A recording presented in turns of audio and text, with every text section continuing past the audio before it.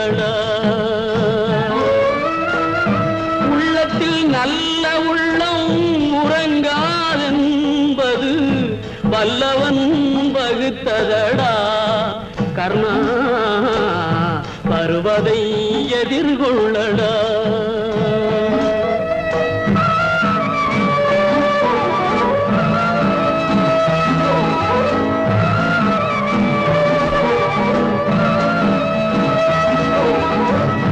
தாய்க்கு நீ மகனில்லை, தம்பி